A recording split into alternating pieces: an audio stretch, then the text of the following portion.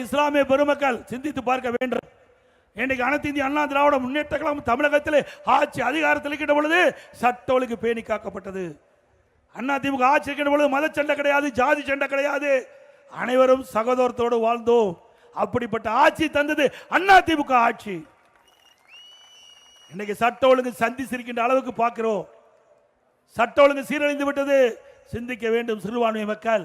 அண்ணா திமுக ஆட்சியில் இஸ்லாமிய பெருமக்களுக்கு நிறைய திட்டங்களை நாங்கள் நிறைவேற்றி கொடுத்தோம். இன்றைக்கு இஸ்லாமிய பெருமக்கள் வேண்டுகோளை ஏற்று இதே புரட்சி தலைவி அம்மா அவர்கள் தமிழகத்தினுடைய முதலமைச்சராக பொறுப்பேற்கின்ற பொழுது இன்றைக்கு புனித ரமலான் மாதத்தில் பள்ளி வாசலுக்கு நோன்பு கஞ்சி தயாரிக்க விலையெல்லாம் அரிசி கொடுத்த ஒரே அரசாங்கம் அண்ணா திமுக அரசாங்கம். நாகூர் தர்கா சந்தனக்கூடு விழாவிற்கு தேவைப்படும் சந்தன கட்டைகள் இன்று வரை அண்ணா திமுக ஆட்சி இருக்கின்ற வரை விலையில்லாமல் கொடுத்தோம். அதே 2018 வரை ஹஜ் புனித பயணம் மேற்கொள்ளும் இஸ்லாமிய சகோதரர்களுக்கு மத்திய அரசு மானியம் வழங்குவதை நிறுத்தியது. இஸ்லாமிய பெருமக்கள் என்னை சந்தித்து கோரிக்கை வைத்தார்கள்.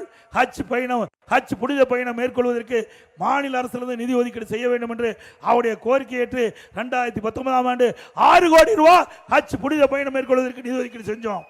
பிறகு 2021 இந்த நிதி போதாது, கூடுதல் நிதி தேவைப்படும் என்று கோரிக்கை வச்சாங்க. அவருடைய கோரிக்கை ஏற்று அண்ணா திமுக அரசாங்கம் 6 கோடியிலிருந்து ஹஜ் புனித பயணம் மேற்கொள்வதற்கு 12 கோடி ரூபாய் உயர்த்தி வழங்கினோம்.